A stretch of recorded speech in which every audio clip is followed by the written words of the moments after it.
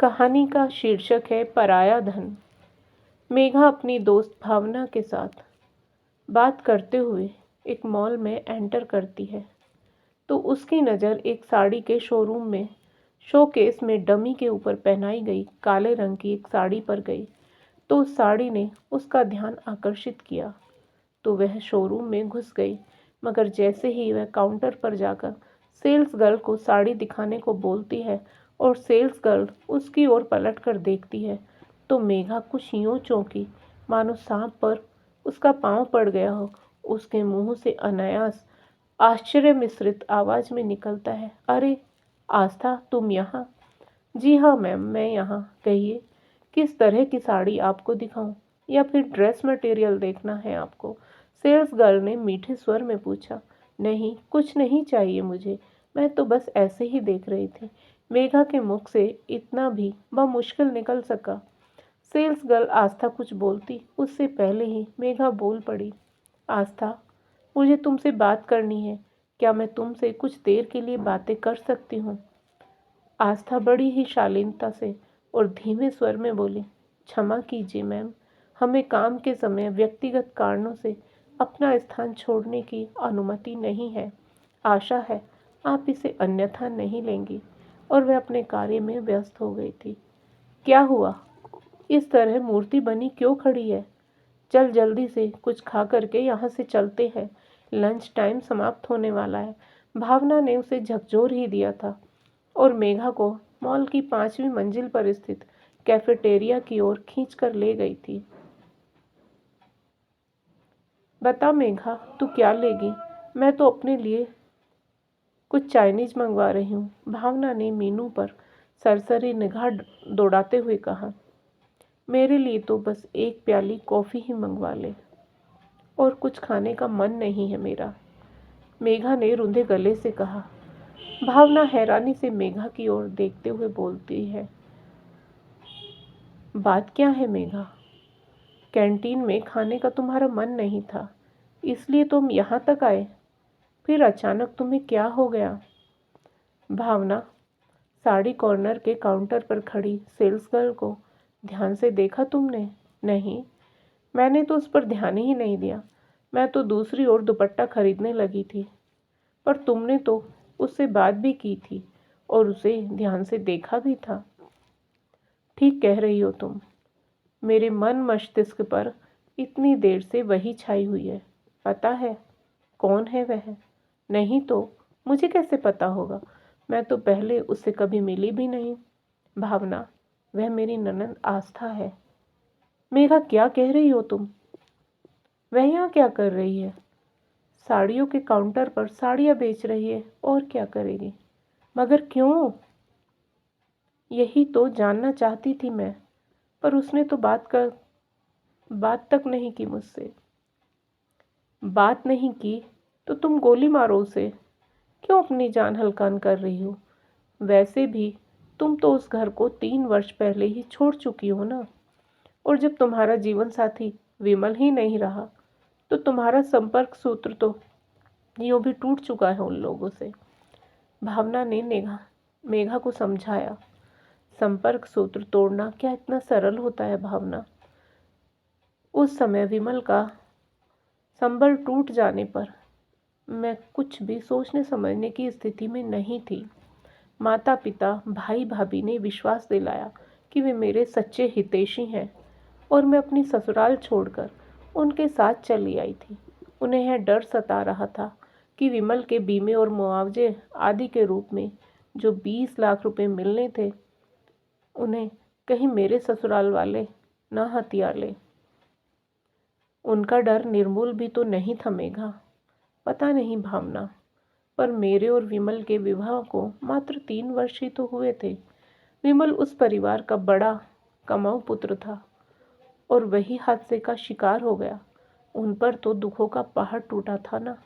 मैं स्वयं भी विक्षिप्त सी अवस्था में थी और अपनी 2 वर्ष की बेटी को सीने से चिपकाए वास्तविकता को स्वीकार करने का प्रयत्न कर रही थी। ऐसे में मेरे परिवार ने क्या किया जानती हो? क्या? मेरे दहेज की एक एक वस्तु वापस मांग ली थी, मेरे ससुराल वालों से। मेरी सास ने विवाह में उन्हें दी गई छोटी मोटी भेंट भी लौटा दी थी। फपक फपक कर रोते हुए कहने लगी थी मेरी सास, मेरा बेटा ही चला गया तो इन व्यर्थ की वस्तुओं को रख कर क्या करूँगी मैं। पर जब मैं अपनी बेटी रूही को उठाकर चलने लगी तो मेरी सास तथा परिवार के अन्य सदस्य फूट फूट कर रोते हुए कह रहे थे, मत जाओ मेघा, रुक जाओ, और यदि तुम जाना ही चाहती हो तो रूही को यहीं छोड़ जाओ। हमारे विमल की एकमात्र निशानी है रूही, हम पाल लेंगे रूही को। वैसे भी यह तुम्हारे भविष्य में बाधक ही बनेगी। भावना ने मेघा की ओर देखते हुए पूछा, तो तुमने क्या उत्तर दिया था मेघा? मैं कुछ कह पाती उससे पहले ही बड़ी भाभी ने झपट कर रूही को मेरी गोद से छीन लिया था और टैक्सी में जाकर बैठ गई थी। मैं निशब्द यंत्र चालित सी उनके पीछे खींची चली गई थी। जो हुआ उसे दुखद सपना समझकर भूल जाओ मेघा। उन दुख भरी यादों को याद करोगी तो जीना दुभर हो जाएगा। भावना ने मेघा को सांत्वना देते हुए कहा। जीना तो वैसे ही दुभर हो गया है। तब मैं कहाँ जानती थी कि धन के लालच में मेरे परिवार वाले मुझे अपने साथ लेकर आ रहे थे। छोटे भाई रौनक ने कार खरीदी तो मुझसे 2 लाख रुपए यह वादा करके उधार लिए थे कि वर्ष भर में सारी रकम वापस लौटा देगा, पर लाख मांगने पर भी 1 पैसा नहीं लौटाया है। अब तो मांगने का साहस भी नहीं होता है। रौनक तो पैसे के प्रसंग को आते ही आग बबूला हो उठता है। चल छोड़ यह सब पचड़े और थोड़ा सा कुछ खा ले, भूख लगी होगी। भावना ने फिर से मेघा को धीरज बंधाने का प्रयास किया। भावना, मैं लाख भूलने की कोशिश करूं, पर मेरे घर के लोग भूलने कहाँ देते हैं। अब बड़े भैया को फ्लैट खरीदना है। प्रारंभिक भुगतान के लिए 10 लाख रुपए मुझसे मांग रहे हैं। मैंने कहा कि मैंने सारी रकम रूही के लिए स्थायी जमा योजना में डाल दी है। तो कहने लगे, खैरात नहीं मांग रहे हैं, बैंक से अधिक ब्याज ले लेना। मेघा की बात सुनकर भावना ने उसे समझाते हुए कहा, ऐसी भूल मत करना मेघा। सेविंग्स में तुम्हें अपने लिए भी तो कुछ बचा कर रखना चाहिए या नहीं? मुझे नहीं लगता उनकी नीयत ठीक है। वो तेरे पैसे के पीछे है। मुझे तो पूरा विश्वास है कि मेरे प्रति उनका प्यार और परवाह केवल एक नाटक है।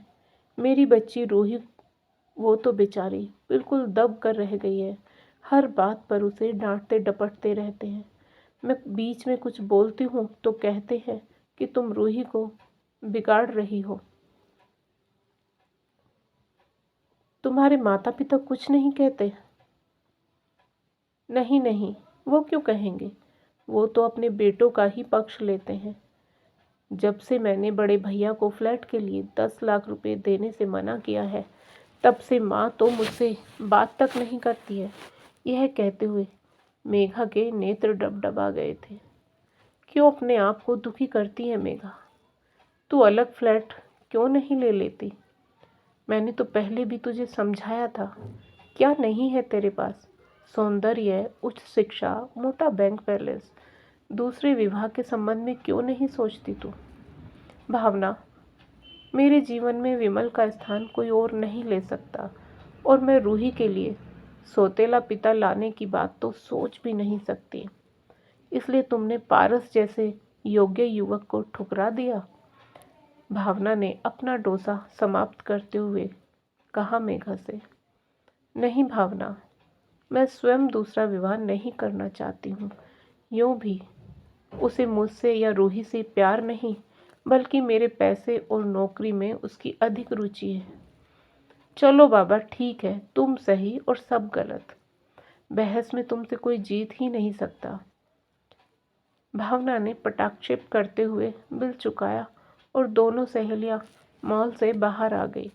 कार्यालय में व्यस्तता के बीच भी आस्था का भोला भाला बेबसी से भरा चेहरा मेघा की आंखों के सामने तैरता रहा। 5 बजते ही मेघा अपना स्कूटर उठाकर मॉल के बाहर आकर खड़ी हो गई। उसे अधिक प्रतीक्षा नहीं करनी पड़ी। कुछ ही देर में उसे आस्था आती हुई नजर आई। आस्था मेघा को देखते ही आश्चर्य से बोली, अरे भाभी, आप अभी तक यहीं पर हैं? आप तो मुझे देखकर बिना कुछ खरीदे ही लौट आई वहां से। आस्था ने मेघा के सवाल करते हुए नमस्कार की मुद्रा में हाथ जोड़ दी। मैं तब से यहाँ नहीं हूँ आस्था। मैं और मेरी सहेली भावना यहाँ लंच के लिए आए थे। मैं अपने कार्यालय से यहाँ दोबारा से केवल तुम्हारे लिए ही आई हूँ आस्था।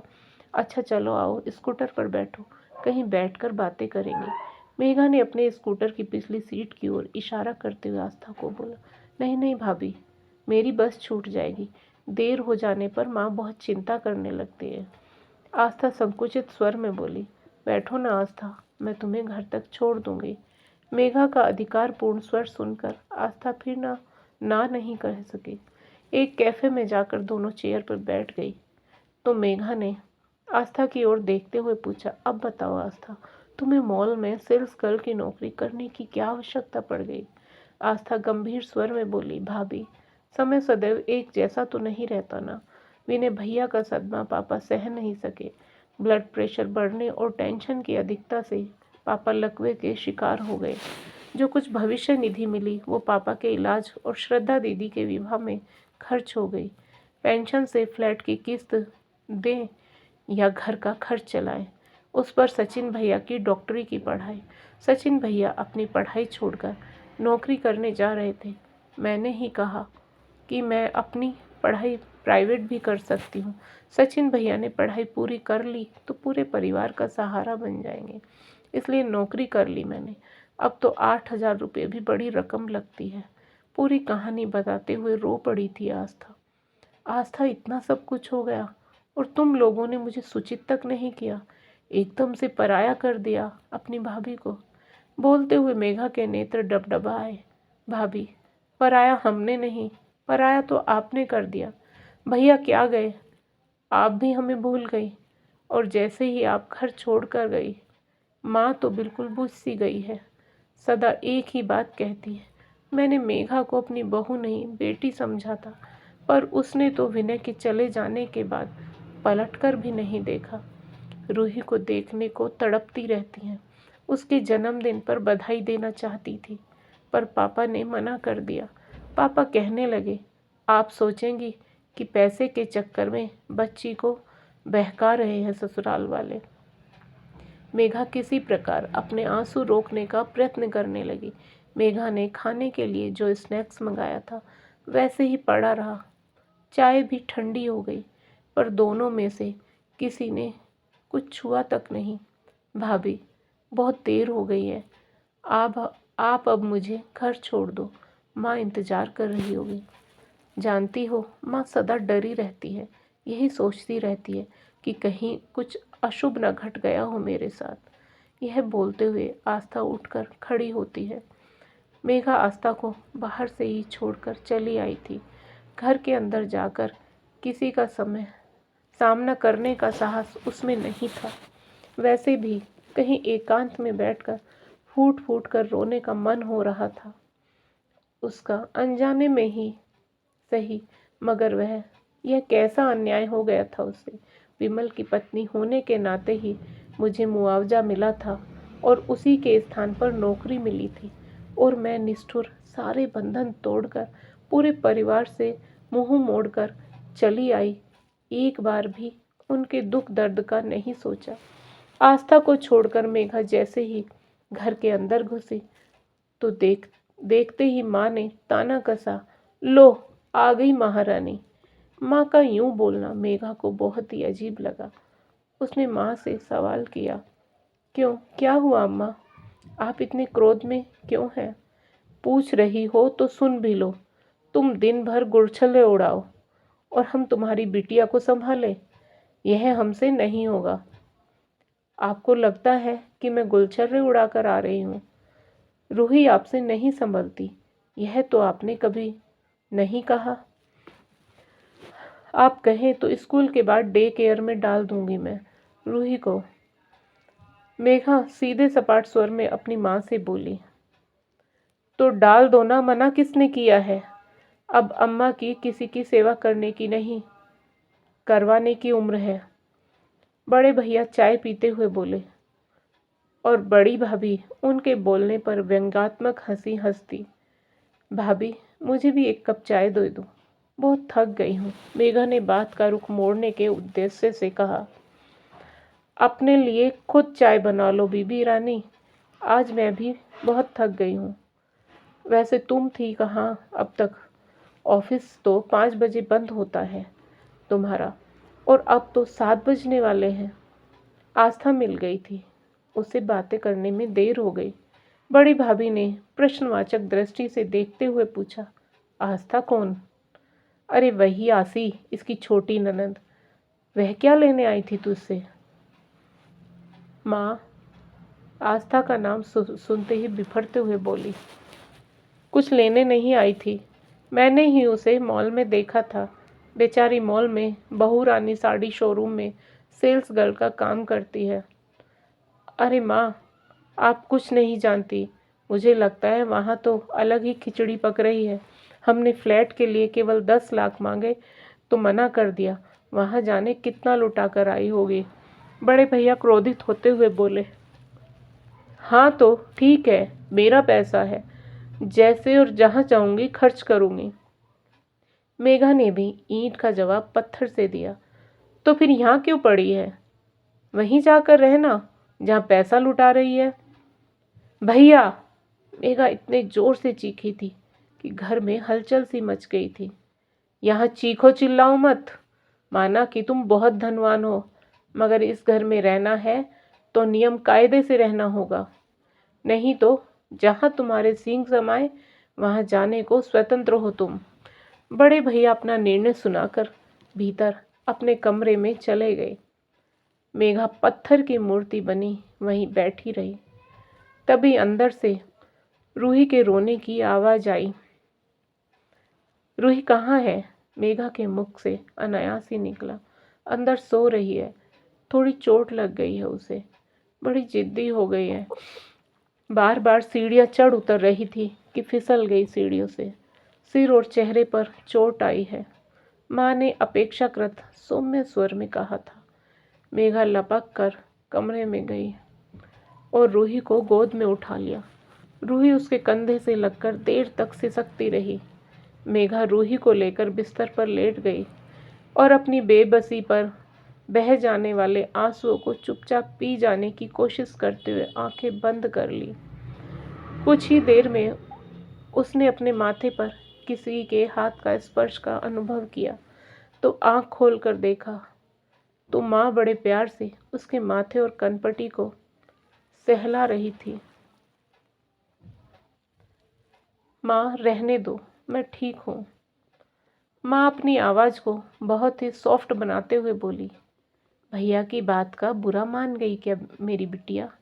नहीं माँ, तकदीर ने जो खेल मेरे साथ खेला है उसमें भला बुरा मानने को अब बचा ही क्या है। माँ हूँ मैं तेरी, इतना भी नहीं समझूंगी क्या?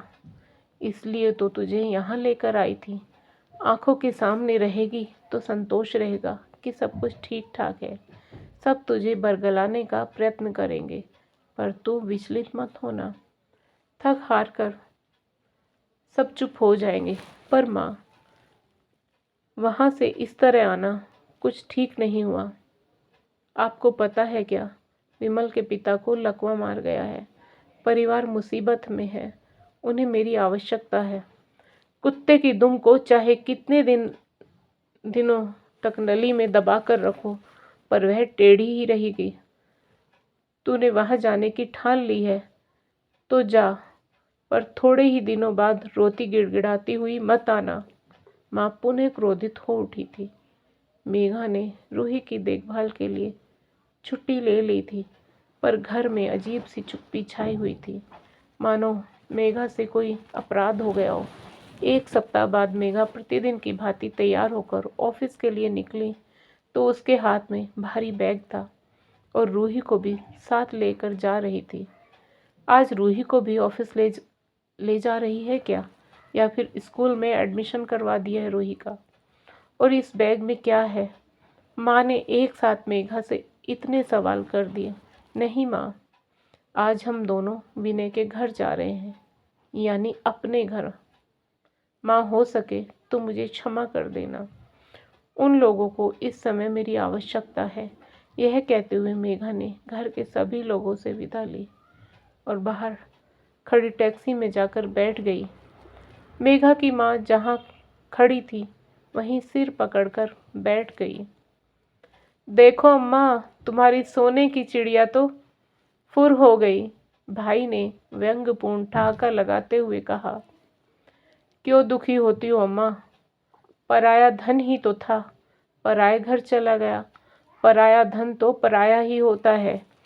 मेघा भी एक सुकून के साथ चली जा रही थी अपने असली घर, अपने परिवार में, जो उसके अपने थे। मायके में तो मैं पराया धन ही थी। तो दोस्तों, आपको आज की कहानी कैसी लगी कृपया कमेंट करके अवश्य बताएं। और यदि आपको कहानी पसंद आई हो तो कहानी को लाइक करें, शेयर करें और साथ ही ज़िंदगी सरिता हिंदी स्टोरी चैनल को सब्सक्राइब करें। फिर मिलेंगे दोस्तों एक और नई कहानी को लेकर। तब तक आप अपने परिवार के साथ हंसते रहिए, मुस्कुराते रहिए, खुश रहिए। राधे राधे प्यारे दोस्तों।